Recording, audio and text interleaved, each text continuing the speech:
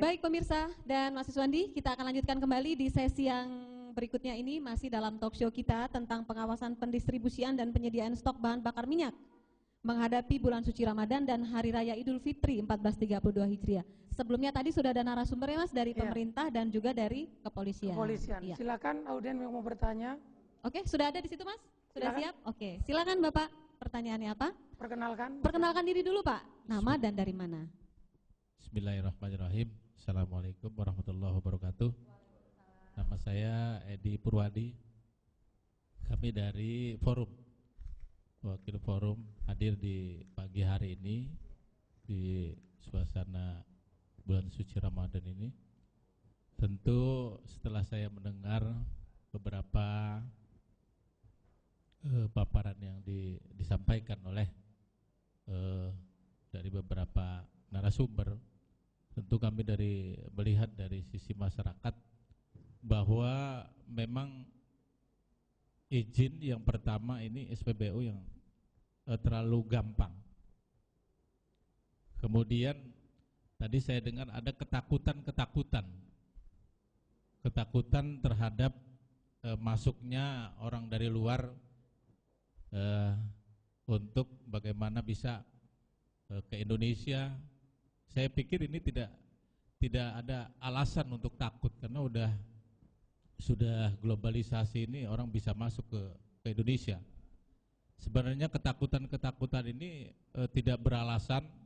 Kalau boleh saya lebih ekstrim, itu ketakutan karena lahannya habis nanti. Kita biasa di sana dapat, sekarang sudah mulai sedikit.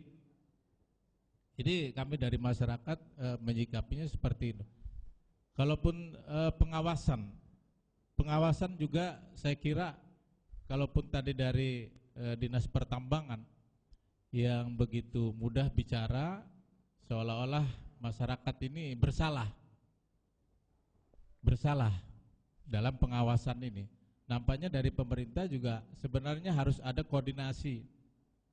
Koordinasi ini penting juga, bagaimana untuk bisa menjembatani kepada masyarakat. Akhirnya apa? Masyarakat sekarang sudah pintar Pak. Ketika nggak boleh satu jerigen, dia pakai mobil lain untuk mengisi bahan bakar itu karena nggak boleh cuma satu jerigen. Yang lain bisa berjerigen-jerigen dan tidak diawasi. Sementara yang saya ketahui itu yang hanya cuma 20 liter apa 15 liter itu sampai pakai mobil orang lain. Ini saking pinternya. Kenapa? Dia harus pintar seperti itu. Karena selama ini terus terang saja masalah BBM bersubsidi dan non subsidi, ini kami merasa dirugikan. Masyarakat kecil itu merasa dirugikan. Kenapa? Kami tidak punya kendaraan. Sementara berapa kuota untuk kami yang tidak punya kendaraan itu diambil yang punya kendaraan mewah. Sekarang kendaraan mewah itu sampai ada fatwa dari dari pusat sampai mengharamkan itu. Karena ketidaksadaran. Sama aja punya mobil sedan juga merasa bahwa dia masih miskin, masih sama dong dengan orang-orang miskin, dengan orang-orang yang di bawah. Bahwa masih sama, saya punya mobil, bapak itu punya motor, sama kedudukannya. Memang sama sebagai manusia di hadapan Allah. Tetapi ketika bicara masalah pendapatan, kemampuan, kok harus disamakan, merasa sama. Harusnya ketika pemerintah ini memberikan kebijakan seperti itu, ya ya kalau misalnya motor harus pakai yang subsidi gitu, pakai yang non subsidi. Iya, gitu, non subsidi.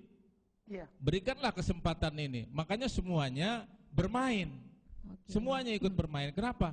Ya, harus ikut juga mendapatkan hasil dari situ, dari permainan orang-orang yang punya kepentingan di situ, pemangku kepentingan. Oke. Baik, ya kita sudah tahu. Itu Pak, terima kasih. Terima kasih Pak Edi, kita kasih aplaus dulu nih untuk penanyanya. Silakan Mas Iswandi, siapa yang mau? Silakan, saya kira ini dari pihak Pertamina yang lebih bisa menjelaskan tentang motonya kan, kalau nggak salah baca itu Pak, gunakan bahan bakar yang tidak bersubsidi. karena yang bersubsidi itu untuk rakyat miskin, katanya kan begitu. Gimana Pak, nih seperti yang telah ditanyakan oleh audien tadi Pak. Mari. Jadi sebenarnya begini Pak, kalau kita ada penelitian yang dilakukan oleh salah satu lembaga ekonomi di Republik ini bahwa BBM bersubsidi itu sebenarnya cuman 23% yang dinikmati oleh masyarakat tidak mampu yang jumlahnya kurang lebih 77%. Jadi ini terbalik Pak. Yang 77% yang seharusnya menikmati BBM bersubsidi cuman menikmati 23% dari BBM bersubsidi. Sementara yang 23% yang masyarakat yang mampu itu menikmati 77%. Ini penelitian. Barangkali Bung Asri pernah baca ini ya. Penelitian salah satu lembaga ekonomi. Memang Pak, kalau kita melihat dengan adanya, sebenarnya kita dulu menaruh harapan pada Pertamax. Kita Pertamina mencoba mendorong untuk penjualan Pertamax, tapi dengan perbedaan harga yang begitu signifikan, jauh, begitu tinggi, bahkan 2 kali lipat dari harga premium, ini akhirnya kita mundur lagi Pak. Nilai itu perbandingannya sekarang ini di Lampung, untuk satu Lampung ini, seprovinsi Lampung itu premium, konsumsi premium 1919 KL per hari. Pertamax itu cuma kurang lebih 7 KL Pak per hari. Jauh sekali Pak ya. Kecil sekali Pak. Kecil sekali.